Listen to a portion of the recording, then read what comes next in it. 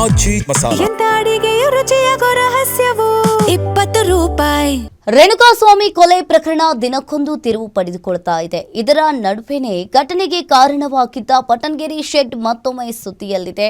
ಜಪ್ತಿ ವಾಹನಗಳ parking lot ಆಗಿರೋ ಶೆಡ್ ಕಳೆದ ಹಲವು ವರ್ಷಗಳಿಂದ ಕಂದಾಯವನ್ನೇ ಕಟ್ಟಿಲ್ವಂತೆ. ಸ್ವತಃ ಜಿಬಿಎ ಅಧಿಕಾರಿಗಳು ಇದನ್ನ ಒಪ್ಪಿಕೊಂಡಿದ್ದು ನೋಟಿಸ್ ಕೊಟ್ಟು ಏನ್ ಮಾಡಿದ್ದಾರೆ ಗೊತ್ತಾ? ನೀವೇ ನೋಡಿ.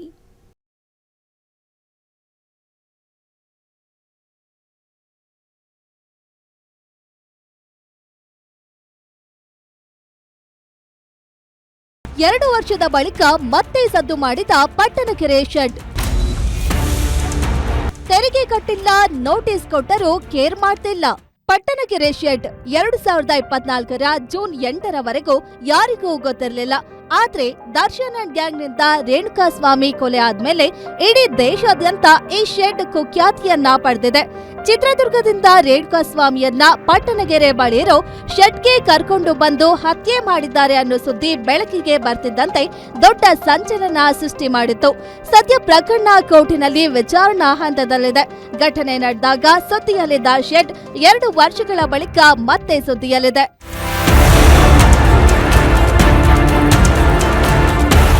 ಸುಮಾರು 6 ಎಕರೆ ವಿಸ್ತೀರ್ಣವಿರೋ ಶೆಡ್ ಸದ್ಯಕ್ಕೆ ಫೈನಾನ್ಸ್ ಕಂಪನಿಯವರು ಸೀಸ್ ಮಾಡಿದ ವಾಹನಗಳನ್ನ ಪಾರ್ಕ್ ಮಾಡಲು ಬಳಕೆ ಮಾಡಲಾಗ್ತಿದೆ. ಕಂದಾಯ ಇಲಾಖೆಯಲ್ಲಿ ಕೃಷಿ ಭೂಮಿ ಅಂತ ಇದ್ರೂ ವಾಣಿಜ್ಯ ಬಳಕೆಗೆ ಉಪಯೋಗಿಸ್ತಿರೋದ್ರಿಂದ ವಾಣಿಜ್ಯ ತೆರಿಗೆಯನ್ನ ಸಂಬಂಧಪಟ್ಟ ಸ್ಥಳೀಯ ಸಂಸ್ಥೆ ಅಂದ್ರೆ ಜಿಬಿಎಗೆ ಕಟ್ಟಬೇಕು. ಅಚ್ಚರಿ ಏನಂದ್ರೆ ಜಯಣ್ಣ ಅವರ ಹೆಸರಿನಲ್ಲಿರೋ ಶೆಡ್ ಕಳೆದ 8 ವರ್ಷಗಳಿಂದ ತೆರಿಗೆಯನ್ನೇ ಕಟ್ಟಿಲ್ಲವಂತೆ. 2008ರಲ್ಲಿ ಕಟ್ಟಿದ್ದ ತೆರಿಗೆಯೇ ಕೊನೆ ಬಾರಿಯಂತೆ.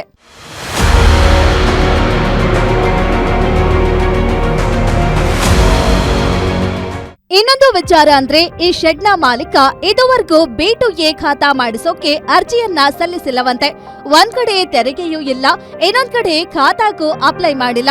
ಈಗಾಗಲೇ ಎಲ್ಲಾ ರೀತಿಯ ಮೂಲ ಸೌಕರ್ಯ ಪಡೆದಿರೋ ಜಾಗದ ಮೇಲೆ ಜಿಬಿಎ ಅಧಿಕಾರಿಗಳು ಯಾಕಿಷ್ಟು ಸಾಫ್ಟ್ ಕಾರ್ನರ್ ಅನ್ನೋ ಪ್ರಶ್ನೆ ಸಾರ್ವಜನಿಕ ವಲಯದಲ್ಲಿ ಕೇಳಿ ಬರ್ತಿದೆ.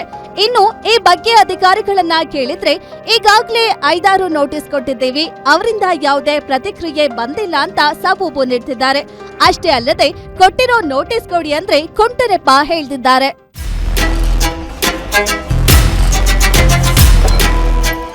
ಸಾಮಾನ್ಯ ಜನರು ತೆರಿಗೆ ಬಾಕಿ ಉಳಿಸ್ಕೊಂಡ್ರೆ ಅವರ ಮನೆ ಮುಂದೆ ಹೋಗಿ ನೋಟಿಸ್ ಅಂಟಿಸ್ತಾರೆ. ಆದ್ರೆ ಪ್ರಭಾವಿ ವ್ಯಕ್ತಿಗೆ ಸೇರಿದ ಈ ಶೆಡ್ ವಿಚಾರದಲ್ಲಿ ಜಿಬಿಎ ಅಧಿಕಾರಿಗಳು ಯಾಕೆ ಕಣ್ಣಿಗೆ ಬಟ್ಟೆ ಕಟ್ಕೊಂಡು ಕುಳಿತಿದ್ದಾರೆ ಅನ್ನೋ ಪ್ರಶ್ನೆ ಎದ್ದಿದೆ. ಈ ಕೂಡಲೇ ಪಟ್ಟಣಗೆರೆ ಶೆಡ್ ವಿಚಾರದಲ್ಲಿ ಕಠಿಣ ಕ್ರಮ ಕೈಗೊಳ್ಳಬೇಕು ಅನ್ನೋ ಒತ್ತಾಯನೂ ಕೇಳಿ ಬರ್ತಿದ್ದು, ಜಿಬಿಎ ಅಧಿಕಾರಿಗಳು ಯಾವ ನಿರ್ಧಾರ ಮಾಡ್ತಾರೆ ಅನ್ನೋದನ್ನ ಕಾದು ನೋಡ್ಬೇಕಿದೆ. Ullas S Kiruvase, guarantee news, Bengaluru.